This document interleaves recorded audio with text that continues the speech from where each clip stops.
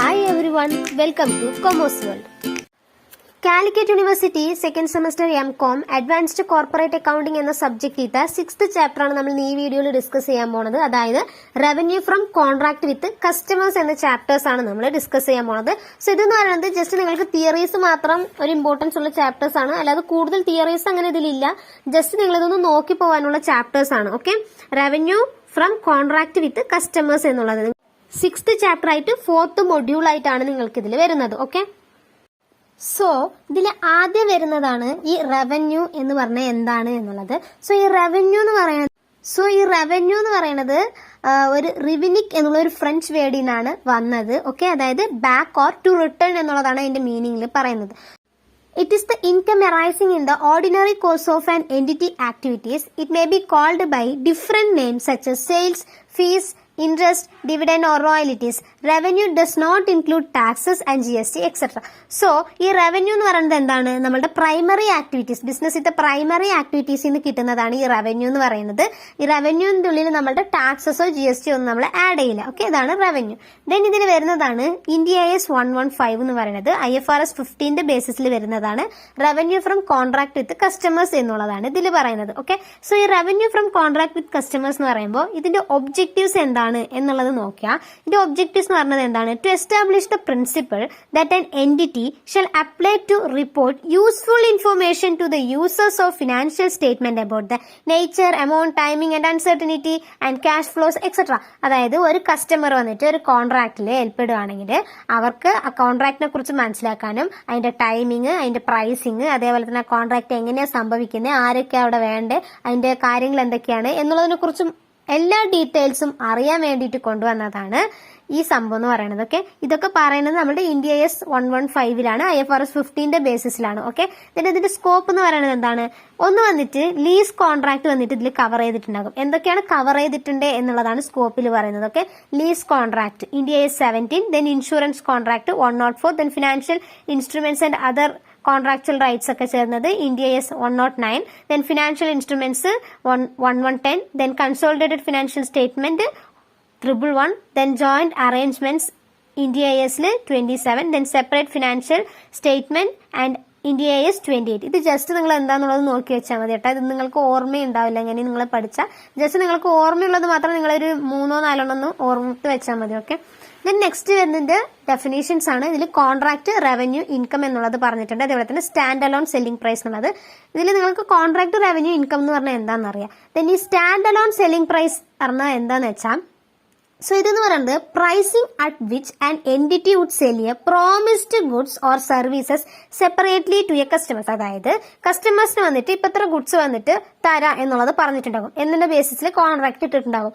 Contract ഇട്ടതിന് ശേഷം ഒരു 500 കിലോ ആണെന്ന് വെക്കും, 500 കിലോ കൊടുക്കുക എന്നാണ് പറഞ്ഞിട്ടുള്ളത്. പക്ഷേ 500 കിലോ വന്നിട്ട് നമുക്ക് ഒരുമിച്ചല്ല നമ്മൾ കൊടുക്കുന്നത്, സെപ്പറേറ്റ് ആയിട്ടാണ് കൊടുക്കുന്നത്. ഓക്കെ, ഓരോ കിലോ ആയിട്ടോ അല്ലെങ്കിൽ 10 കിലോ ആയിട്ടോ അങ്ങനെ നമ്മൾ കൊടുക്കുന്നില്ലേ, അതാണ് സ്റ്റാൻഡ് അലോൺ സെല്ലിംഗ് പ്രൈസ് എന്ന് പറയുന്നത്. ഓക്കെ, ദെൻ നെക്സ്റ്റ് വരുന്നത് റവന്യൂ റെക്കഗ്നൈസേഷൻ ആൻഡ് മെഷർമെന്റ് ആണ്. ഇതിൽ നമ്മൾക്ക് 5 സ്റ്റെപ്പാണ് വരുന്നത്.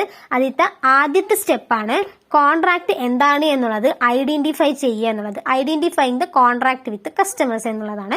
സോ ഇതെന്ന് പറയുന്നത് എന്താണ്? ഈ കോൺട്രാക്ട് എന്ന് പറയുന്നത് എന്താണ്? Agreement between 2 or more parties ആണ്. ഇതിൽ വന്നിട്ട് ഒരു എൻഫോഴ്സബിൾ റൈറ്റ് ഓർ ഒബ്ലിഗേഷൻസ് ഉണ്ടാകും, അവർ തമ്മിൽ ഒരു കൺസിഡറേഷൻ ഉണ്ടാകും. ഓക്കെ, ഇതാണ് കോൺട്രാക്ട് എന്ന് പറയുന്നത്. കോൺട്രാക്ട് എന്ന് പറയുന്നത് റിട്ടൺ ആവാം, ഓറൽ ആവാം എന്നുള്ളതൊക്കെ നിങ്ങൾക്ക് അറിയാലോ. സോ അതൊക്കെയാണ് ഇതിൽ പറയുന്നത്. ഓക്കെ, ഇതിൽ നമുക്ക് എന്തൊക്കെയാണ് വേണ്ടത്? പാർട്ടീസിന് വന്നിട്ട് അപ്രൂവ്ഡ് ഉണ്ടായിരിക്കണം. അതായത് ഈ കോൺട്രാക്ട് ഏൽപ്പെടുകയാണെങ്കിൽ ആ കോൺട്രാക്റ്റിൽ എന്നുള്ള ഒരു അപ്രൂവൽ ഉണ്ടാകണം അല്ലേ. ഓക്കെ, അതാണ് ഒന്ന്. പിന്നെ വന്നിട്ട് ഈച്ച് പാർട്ടീസിന് വന്നിട്ട് right in relation to goods and services, അതായത് ആ ട്രാൻസ്ഫർ ചെയ്യുന്ന ഗുഡ്സ് ആൻഡ് സർവീസസ് ഐഡന്റിഫൈ ചെയ്യാനുള്ള റൈറ്റ്സ് വന്നിട്ട് 2 പാർട്ടീസിന് ഉണ്ടാവണം. പിന്നെ അതേപോലെ തന്നെ ഈ പേയ്മെന്റ്സും കാര്യങ്ങൾ വരുന്ന സമയത്ത് അത് രണ്ടാളും എന്താണെന്നുള്ളത് മനസ്സിലാക്കിയിരിക്കണം. ഓക്കെ, എന്താണെന്നുള്ളത് രണ്ടാളും ഐഡന്റിഫൈ ചെയ്യുന്ന പോലെ ഇരിക്കണം. അതേപോലെ തന്നെ ഒരു കമേഴ്ഷ്യൽ സബ്സ്റ്റാൻസ് വന്നിട്ട് ഒരു കോൺട്രാക്റ്റിൽ എല്ലാപ്പോഴും ഉണ്ടാവണം എന്നുള്ളതാണ് പറയുന്നത്. അതേപോലെ തന്നെ ഈ പ്രോബബിൾ എൻറ്റിറ്റിക്ക് വന്നിട്ട് ഈ കൺസിഡറേഷൻസും കാര്യങ്ങളൊക്കെ കളക്ട് ചെയ്യാൻ പറ്റുന്ന രീതിയിലായിരിക്കണം എന്നാണ് പറയുന്നത്. സോ ഈ കൺസിഡറേഷൻ എന്ന് പറയുന്നത് received from the customers shall be recognised as the liability ആയിട്ടാണ് നമ്മൾ ട്രീറ്റ് ചെയ്യുന്നത് എന്നാണെങ്കിൽ ആ ലൈബിലിറ്റി എന്ന് പറയുന്നത് നമുക്ക് 2 ആയിരിക്കും. ഒന്ന് വന്നിട്ട് കോമ്പിനേഷൻ ഓഫ് കോൺട്രാക്റ്റും കോൺട്രാക്ട് മോഡിഫിക്കേഷനും ആയിരിക്കും നമുക്ക് കിട്ടുന്നത്.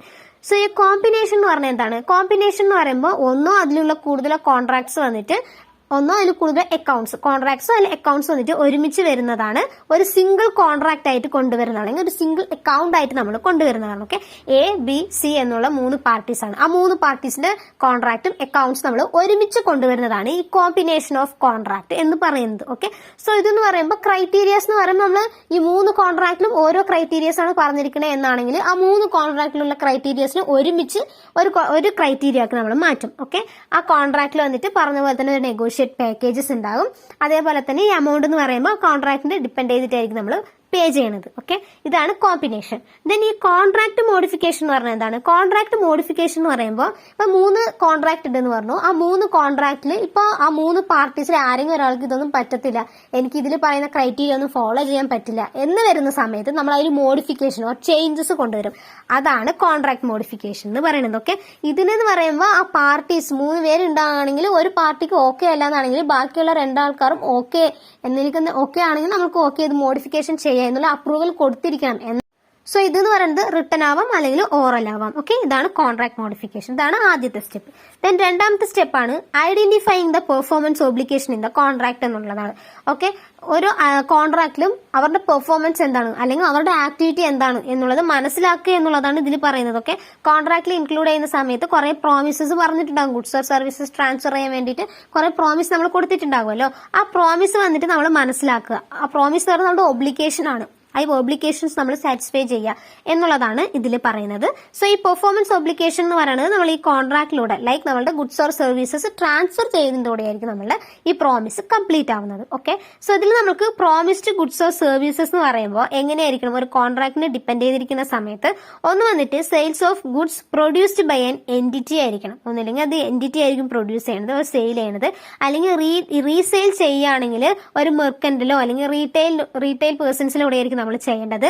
അതേപോലെ തന്നെ റീസെയിൽ ചെയ്യുന്ന സമയത്ത് ഈ ഗുഡ്സ് ഓർ സർവീസസ് വന്നിട്ട് പർച്ചേസ്ഡ് ബൈ ആൻ എൻറ്റിറ്റി ഉണ്ടാകുമല്ലോ, അവർക്ക് വന്നിട്ട് അവരുടെ പ്രിൻസിപ്പിൾസും അതേപോലെ തന്നെ അവർ അഗ്രി ചെയ്തിട്ടുള്ള കാര്യങ്ങളൊക്കെ അവർ സാറ്റിസ്ഫൈ ചെയ്തിരിക്കണം.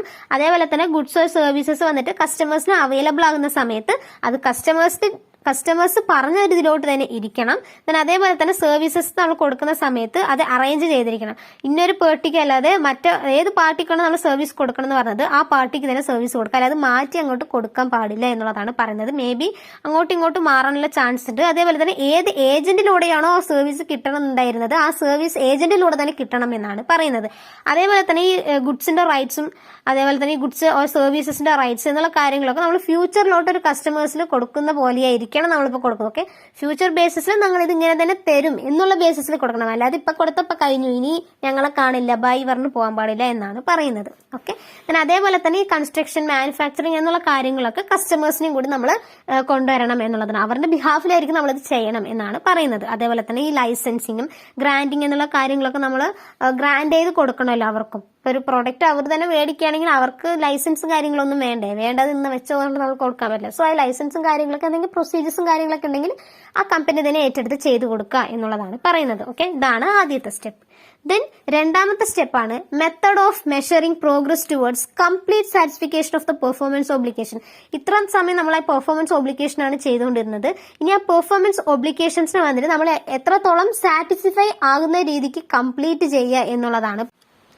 ദെൻ നെക്സ്റ്റ് വരുന്നതാണ് methods for measuring progress towards complete satisfaction of the performance obligations എന്ന് പറയുന്നത്. സോ ഇതിൽ വരുന്നതാണ് recognisation revenue over the period of ടൈമും then recognisation revenue at the point of time. അത് ജസ്റ്റ് എന്താണെന്നുള്ളത് നോക്കിയാൽ മതി.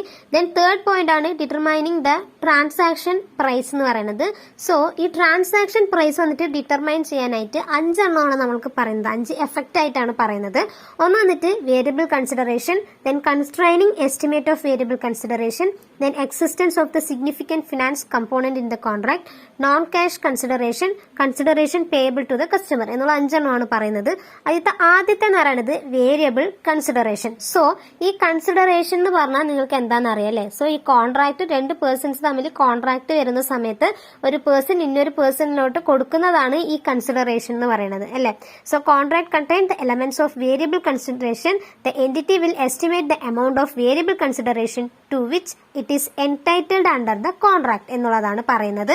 സോ ഇതെന്ന് പറയുന്നത് the amount consideration can vary because of discount or അതേപോലെ തന്നെ റീബേറ്റ്സ് ഫണ്ട്, അതേപോലെ തന്നെ ക്രെഡിറ്റ്, പ്രൈസ് കൺസെഷൻ, ഇങ്ങനെ കുറെ ഇൻസെന്റീവ്സ്, ഇങ്ങനെ കുറെ കാര്യങ്ങൾ വരുന്ന സമയത്ത് ഈ കൺസിഡറേഷൻ തമ്മിൽ വേരിയേഷൻസ് വരാനുള്ള സാധ്യതയുണ്ട് എന്നുള്ളതാണ് പറയുന്നത്. ഓക്കെ, കൺസിഡറേഷൻ എന്ന് പറഞ്ഞാൽ നിങ്ങൾക്ക് എന്താണെന്ന് അറിയാലോ. ഈ വേരിയബിൾ കൺസിഡറേഷൻ എന്ന് പറയുന്നത് കൺസിഡറേഷനിൽ വരുന്ന ചേഞ്ചസ് ആണ്. എന്തൊക്കെ കൊണ്ടാണ്? അതേപോലെ തന്നെ ലൈക്ക് നമ്മളുടെ പെർഫോമൻസ് ബോണസിൽ വരുന്ന ചേഞ്ചസ്, അതേപോലെ തന്നെ ഇൻസെന്റീവ്സ് എന്നുള്ളതിൽ വരുന്ന ചേഞ്ചസ് കൊണ്ടുവരുന്നതാണ് ഈ വേരിയബിൾ കൺസിഡറേഷൻ എന്ന് പറയുന്നത്. അതേപോലെ തന്നെ ഈ വേരിയബിൾ കൺസിഡറേഷനിൽ നമുക്ക് വരുന്നതാണ് എക്സ്പെക്ടഡ് വാല്യൂ, മോസ്റ്റ് ലൈക്ലി എമൗണ്ടും. എക്സ്പെക്ടഡ് വാല്യൂ എന്ന് പറയുന്നത് നമ്മൾ എക്സ്പെക്ട് ചെയ്തതാണ്. ഓക്കെ ഇത് പോസിബിൾ ആയിട്ട് വരുന്നതായിരിക്കും, it is possible to happen എന്നുള്ളതാണ് എക്സ്പെക്ടഡ്. മോസ്റ്റ് ലൈക്ലി എന്ന് പറയുന്നത് single most likely amount is range of possible consideration amount. Most likely എന്ന് പറയുമ്പോൾ മേ ബി വരായിരിക്കാം, അല്ലെങ്കിൽ നമ്മൾ മിക്കവാറും വരാതിരിക്കാം എന്നുള്ള ഒരു ഇതിലായിരിക്കും പറയുന്നത്. ഓക്കെ, ദെൻ ഇതിൽ വരുന്നതാണ്, ദെൻ രണ്ടാമത്തെ വരുന്നതാണ് വേരിയബിൾ കൺസിഡറേഷൻ കഴിഞ്ഞിട്ട് അതിൽ വരുന്നതിനാണ് ദെൻ റീഫണ്ട് ലയബിലിറ്റീസ് എന്നുള്ളതാണ് നെക്സ്റ്റ് വരുന്നത്. ഓക്കെ, റീഫണ്ട് ലയബിലിറ്റീസ് എന്ന് പറയുമ്പോൾ നമ്മളുടെ ലയബിലിറ്റീസ് വന്നിട്ട് റീഫണ്ട് ചെയ്ത് കൊടുക്കുക എന്നുള്ളതാണ് ഇതിൽ ഉദ്ദേശിക്കുന്നത്. Okay, entity review consideration from a customer and expects to refund some or all of the consideration. മൊത്തം റീഫണ്ട് ചെയ്യുക, അല്ലെങ്കിൽ കുറച്ച് പിടിച്ചിട്ട് ബാലൻസ് റീഫണ്ട് ചെയ്യുക എന്നുള്ളതാണ്. ദെൻ നെക്സ്റ്റ് വരുന്നത് കൺസ്ട്രെയിനിങ് റവന്യൂ എന്നുള്ളതാണ്. കൺസ്ട്രെയിനിങ് റവന്യൂ എന്ന് പറയുന്നത് ട്രാൻസാക്ഷൻ പ്രൈസ് മാത്രം നമ്മൾ പ്രൊഹിബിറ്റ് ചെയ്തിട്ട്, അതായത് it will not result in the significant revenue reversal. അതായത് ആ കോൺട്രാക്റ്റിൽ ഏർപ്പെടുന്ന സമയത്ത് ആ ട്രാൻസാക്ഷൻ പ്രൈസ് ഉണ്ടാകും. ആ ട്രാൻസാക്ഷൻ പ്രൈസസിൽ മാത്രമായിരിക്കും നമ്മൾ കോൺസെൻട്രേറ്റ് ചെയ്യുന്നത്, അല്ലാതെ മറ്റുള്ള കാര്യങ്ങളിലോട്ടല്ല നമ്മൾ കോൺസെൻട്രേറ്റ് ചെയ്യുന്നത്. അതാണ് കോൺസ്ട്രെയിനിങ് റവന്യൂ എന്ന് പറയുന്നത്. സോ ഇതിന്റെ ബേസിസിലായിരിക്കും ഈ കൺസിഡറേഷൻ എന്ന് പറയുന്നത്.